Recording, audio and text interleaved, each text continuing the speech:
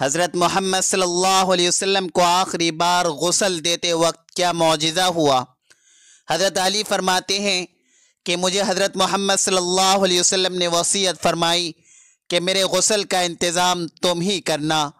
جب حضرت علی رضی اللہ تعالی عنہ نے غسل دیا، پھر جو معجزہ حضرت محمد صلی اللہ علیہ وسلم کو آخری وقت غسل دیتے وقت آیا۔ بسم اللہ الرحمن الرحیم۔ ناظرین، حضرت فاطمہ رضی اللہ تعالی عنہ فرماتی ہیں کہ میں حضور صلی اللہ علیہ وسلم کے سرہانے بیٹھی ہوئی تھی کہ کسی شخص نے السلام علیکم یا اہل بیت نبوت کہہ کر اندر آنے کی اجازت طلب کی۔ میں نے کہا، اے اللہ کے بندے، اللہ تمہیں جزائے خیر دے، آپ صلی اللہ علیہ وسلم کو آرام کرنے دو۔ آپ صلی اللہ علیہ وسلم آرام فرما رہے ہیں۔ آنے والے نے بلند آواز سے کہا، مجھے اندر آنے کی اجازت دے دو، کیونکہ اس کے بغیر کوئی چارہ کار نہیں ہے۔ اور اسی وقت میں آپ صلی اللہ علیہ وسلم نے اپنی آنکھیں کھولی اور سیدہ فاطمہ رضی اللہ تعالی عنہا سے فرمایا، تمہیں پتہ ہے تم کس سے باتیں کر رہی ہو؟ میں نے عرض کیا، نہیں۔ حضور پاک صلی اللہ علیہ وسلم نے فرمایا، یہ ملک الموت ہے، انہیں اندر آنے کی اجازت دے دو۔ حضرت اسرائیل علیہ السلام اندر آئے اور آتے ہی السلام علیکم یا رسول اللہ کہا۔ پھر آپ صلی اللہ علیہ وسلم نے جواب میں وعلیکم السلام یا امین اللہ کہا۔ پھر حضرت اسرائیل علیہ السلام فرمانے لگے، مجھے اس ذات کی قسم ہے جس نے آپ کو پیغمبر بنا کر بھیجا ہے، یا رسول اللہ صلی اللہ علیہ وسلم، پہلے میں نے کبھی کسی سے اجازت طلب نہیں کی اور آئندہ بھی کسی سے طلب نہیں کروں گا۔ حضور صلی اللہ علیہ وسلم کے وصال شریف کے وقت جبرائیل علیہ السلام حاضر ہوئے اور عرض کرنے لگے، یا رسول اللہ صلی اللہ علیہ وسلم، آج آسمانوں پر آپ کے استقبال کی تیاریاں ہو رہی ہیں۔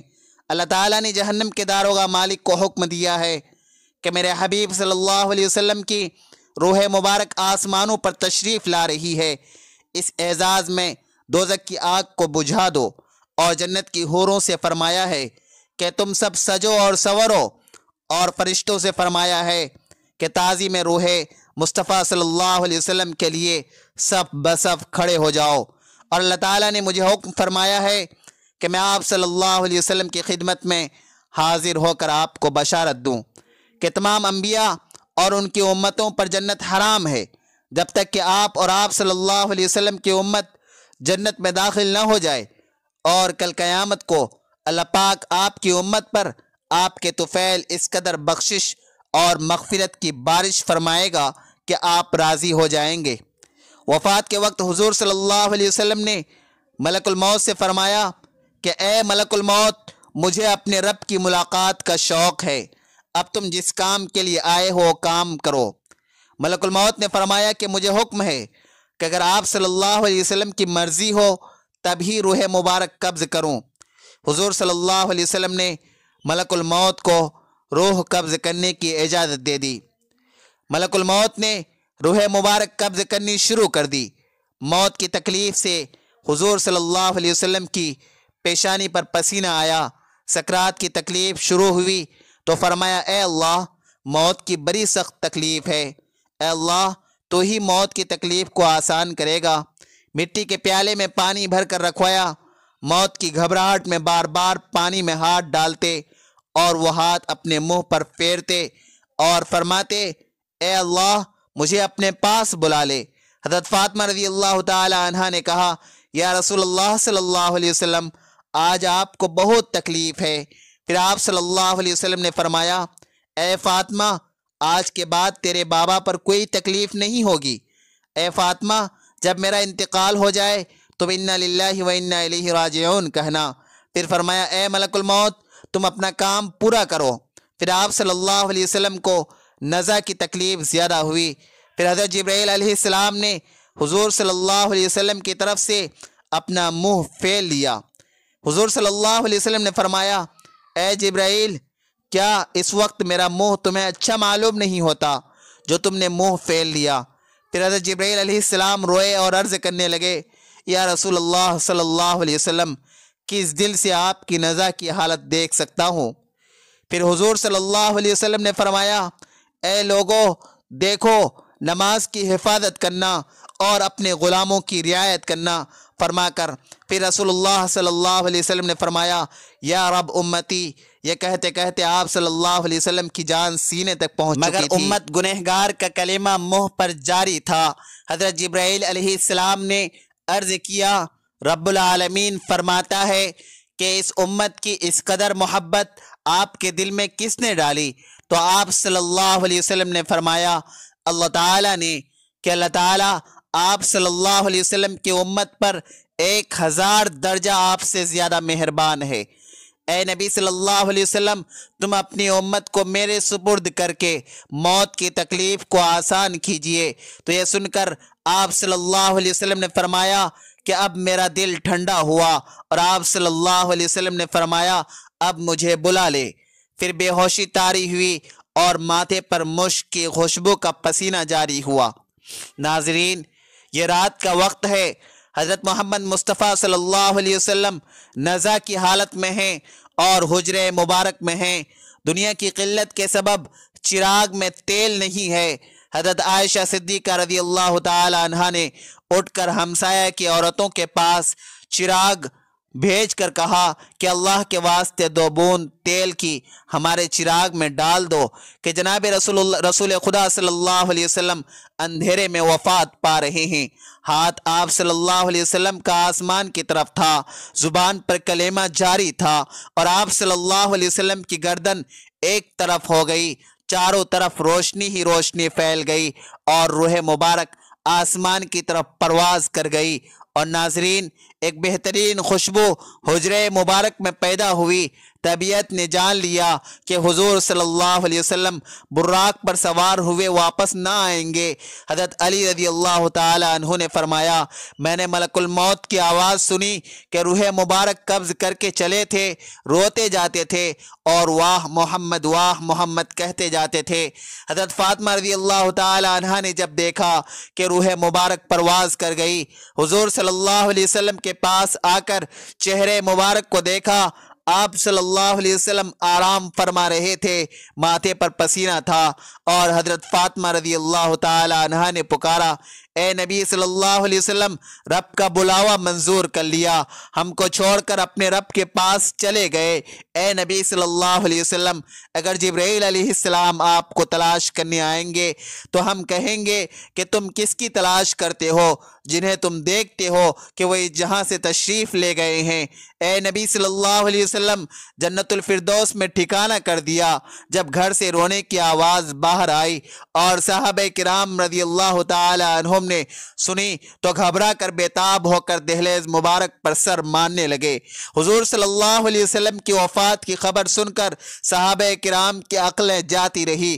حضرت عبداللہ بن انیس رضی اللہ تعالی عنہ غم سے انتقال کر گئے۔ حضرت عمر رضی اللہ تعالی عنہ بھی دیوانہ ہو گئے، دیوانوں کی طرح حجرے مبارک پر آئے اور عرض کیا مجھے ذرا حضور صلی اللہ علیہ وسلم سے ملا دو، ایک نظر مجھے حضور سے ملا دو۔ اہل بیت نے حضرت عمر رضی اللہ تعالی عنہ کو حجرے میں بلایا۔ حضرت عمر رضی اللہ تعالی عنہ نے دیکھا کہ آپ صلی اللہ علیہ وسلم لیٹے ہوئے ہیں۔ آپ صلی اللہ علیہ وسلم کے منہ سے چادر سرکا کر دیکھا اور کہا آج ایسی غشی اور بے ہوشی ہوئی ہے کہ آپ ہوشیار نہیں ہوتے، کیا کوئی وحی اتری ہے؟ حضرت عمر رضی اللہ تعالی عنہ نے اپنی آنکھوں سے دیکھ لیا، مگر ان کے دل کو یقین نہیں ہوا کہ آپ صلی اللہ علیہ وسلم وفات پا گئے ہیں۔ جب رسول اللہ صلی اللہ علیہ وسلم کا وصال ہوا تو آپ صلی اللہ علیہ وسلم کے غسل کے متعلق سوال پیدا ہوا کہ آپ صلی اللہ علیہ وسلم کو عام آدمیوں کی طرح برہنہ غسل دیا جائے یا پھر کپڑے میں؟ تمام موجود لوگوں پر خواب کا غلبہ ہو گیا، جہاں تک کہ تمام اپنے اپنے سینوں پر تھوڑیاں رکھ کر آرام کرنے لگے۔ اسی وقت ان کے کانوں میں آواز آئی رسول خدا صلی اللہ علیہ وسلم کو ان کے پیرہن میں ہی غسل دو۔ حضرت سیدنا امیر المؤمنین حضرت علی رضی اللہ تعالی عنہ فرماتے ہیں کہ مجھے حضرت محمد صلی اللہ علیہ وسلم نے وصیت فرمائی کہ میرے غسل کا انتظام تم ہی کرنا۔ حضرت علی رضی اللہ تعالی عنہ نے آپ صلی اللہ علیہ وسلم کو غسل دیتے ہوئے آپ کے بدن مبارک پر کسی قسم کا کوئی میل نہ دیکھا۔ تو اسی وقت حضرت علی رضی اللہ تعالی عنہ کی زبان پر آیا، یا رسول اللہ صلی اللہ علیہ وسلم، آپ پر میرے ماں باپ قربان، آپ کتنے پاکیزہ ہیں۔ حضور صلی اللہ علیہ وسلم کی تدفین کے دن اس قدر خاموشی چھا گئی کہ بعض صحابہ بعض کو دیکھنے نہ پائے۔ اگر وہ ایک ہتھیلی کو کھول دے تو کچھ نظر نہیں آتا۔ یہ تاریکی حضور صلی اللہ علیہ وسلم کی تدفین تک چھائی رہی۔ حضرت علی رضی اللہ تعالی عنہ کا بیان ہے، جب حضور صلی اللہ علیہ وسلم کا انتقال ہوا تو غیب سے آواز آئی، السلام علیکم یا اہل بیت ورحمۃ اللہ وبرکاتہ۔ کہتے ہیں حضور صلی اللہ علیہ وسلم جب وفات پا گئے تو آپ کے مؤذن حضرت عبداللہ بن زید رضی اللہ تعالی عنہ نے یہ خبر سنی تو اس قدر غمزدہ ہوئے کہ نابینا ہونے کی دعا مانگنے لگے اور کہنے لگے، میرے آقا کے بغیر یہ دنیا میرے لیے کسی کام کی نہیں رہی۔ آپ اسی وقت نابینا ہو گئے۔ لوگوں نے کہا، تم نے یہ دعا کیوں مانگی؟ تو انہوں نے فرمایا کہ لذت نگاہ تو آنکھوں میں ہے، مگر حضور صلی اللہ علیہ وسلم کے بعد اب میری آنکھیں کسی کے دیدار کا شوق نہیں رکھتی۔ حضرت علی رضی اللہ تعالی عنہ کہتے ہیں کہ جب ہم حضور صلی اللہ علیہ وسلم کو دفن کر رہے تھے تو ایک اعرابی آ کر حضور صلی اللہ علیہ وسلم کی تربت پر لیٹ گیا اور کہتا تھا، یا رسول اللہ صلی اللہ علیہ وسلم، آپ نے حکم دیا اور ہم نے سنا، آپ نے قرآن کریم اللہ تعالیٰ سے سیکھا اور ہم نے آپ سے سیکھا۔ اللہ تعالیٰ نے فرمایا، اگر یہ لوگ اپنی جانوں پر ظلم کریں اور آپ کی بارگاہ میں حاضر ہو کر اللہ تعالیٰ سے استغفار کریں اور اللہ کے رسول صلی اللہ علیہ وسلم ان کی بخشش طلب کریں تو اللہ کو بہت قبول کرنے والا اور رحم کرنے والا پائیں گے۔ ہم نے اپنی جانوں پر ظلم کیا اور آپ صلی اللہ علیہ وسلم کی بارگاہ میں حاضر ہوئے ہیں تاکہ آپ ہماری بخشش طلب کریں۔ اسی وقت قبر اطہر سے آواز آئی کہ تم بخش دیے گئے ہو، تم بخش دیے گئے ہو۔ نبی اکرم کی خبر وفات کے بعد مسلمانوں کے جگر کٹ گئے، قدم لڑکھڑا گئے، چہرے بجھ گئے، آنکھیں خون بہانے لگی، ارض و سما سے خوف آنے لگا، سورج تاریک ہو گیا، آنسو بہ رہے تھے اور نہیں تھمتے تھے۔ کئی صحابہ حیران و سرگرداں ہو کر آبادیوں سے نکل گئے، کوئی جنگل کی طرف بھاگ گیا، جو بیٹھا تھا بیٹھا رہ گیا، جو کھڑا تھا اس کو بیٹھ جانے کا یارانہ ہوا۔ مسجد نبوی قیامت سے پہلے قیامت کا نمونہ پیش کر رہی تھی۔ صدیق اکبر تشریف لائے اور چپ چاپ حجرہ عائشہ میں داخل ہو گئے۔ یہاں رحمت للعالمین کی میت پاک پڑی تھی۔ صدیق اکبر نے چہرے اقدس سے کپڑا اٹھا کر پیشانی مبارک پر بوسہ دیا اور پھر چادر ڈھک دی اور رو کر کہا، نبی اکرم پر میرے ماں باپ قربان، آپ کی زندگی بھی پاک تھی اور موت بھی پاک ہے۔ واللہ اب آپ پر دو موتیں وارد نہیں ہوگی۔ اللہ نے جو موت لکھ رکھی تھی آپ نے اس کا ذائقہ چکھ لیا اور اب اس کے بعد موت ابد تک آپ کا دامن نہ چھو سکے گی۔ جب صدیق اکبر مسجد نبوی میں تشریف لائے، عمر فاروق غایت بے بسی سے نڈھال کھڑے تھے اور بڑے درد و جوش سے اعلان کر رہے تھے، منافقین کہتے ہیں کہ محمد انتقال فرما گئے ہیں، واللہ آپ نے وفات نہیں پائی، آپ اللہ تعالیٰ کی بارگاہ میں موسیٰ کی طرح طلب کیے گئے ہیں جو 40 روز غائب رہ کر واپس آ گئے تھے۔ اس وقت موسیٰ کی نسبت بھی یہی کہا جاتا تھا کہ آپ وفات پا گئے ہیں۔ خدا کی قسم محمد بھی انہی کی طرح دنیا میں واپس تشریف لائیں گے اور ان لوگوں کے ہاتھ پاؤں کاٹ دیں گے جو آپ پر وفات کا الزام لگاتے ہیں۔ صدیق اکبر نے عمر فاروق کا کلام سنا تو فرمایا، عمر سنبھلو اور خاموش ہو جاؤ۔ جب عمر فاروق اپنی وارفتگی میں بہے چلے گئے تو صدیق اکبر نہایت دانش مندی کے ساتھ ان سے الگ ہٹ گئے اور خود گفتگو شروع کر دی۔ جب حاضرین مسجد بھی عمر کو چھوڑ کر ادھر متوجہ ہو گئے تو آپ نے پہلے حمد و ثنا بیان کی، پھر فرمایا، اے لوگو، تم میں سے جو شخص محمد کو پوجتا تھا وہ سمجھ لے کہ محمد وفات پا گئے ہیں، اور جو شخص خدا کا پرستار ہے وہ جان لے کہ اللہ تعالیٰ زندہ ہے اور وہ کبھی مرے گا نہیں، اور یہ حقیقت خود قرآن پاک نے واضح کر دی ہے۔ ترجمہ، نہیں ہے محمد مگر ایک رسول، ان سے پہلے रसूल गुजर चुके हैं, क्या अगर वो मर जाएं या शहीद हो जाएं तो तुम दीन से बरगुश्ता हो जाओगे? जो शख्स बरगुश्ता हो जाएगा वह अल्लाह ताला को कुछ नुकसान न पहुंचा सकेगा और अल्लाह अनकरीब शुक्रगुजारों को जज़ा देगा। इस आयत पाक को सुनकर तमाम मुसलमान चौंक पड़े। अब्दुल्लाह फरमाते हैं, खुदा की कसम हम लोगों को ऐसा मालूम हुआ कि ये आयत इससे पहले नाजिल ही नहीं हुई थी। उमर रज़ी अल्लाह अन्हु फरमाते हैं कि अबू बकर से ये आयत सुनकर मेरे पाँव टूट गए और खड़े रहने की क़ुव्वत बाकी नहीं रही थी। मैं ज़मीन पर गिर पड़ा और मुझको यकीन हो गया कि वाकई मोहम्मद रिहलत फरमा गए हैं। सैयदा फ़ातिमा गम से नढाल थी और फरमा रही थी, प्यारे बाप ने दावत हक़ को कबूल किया और फिरदौस बड़ी में नुज़ूल फरमाया।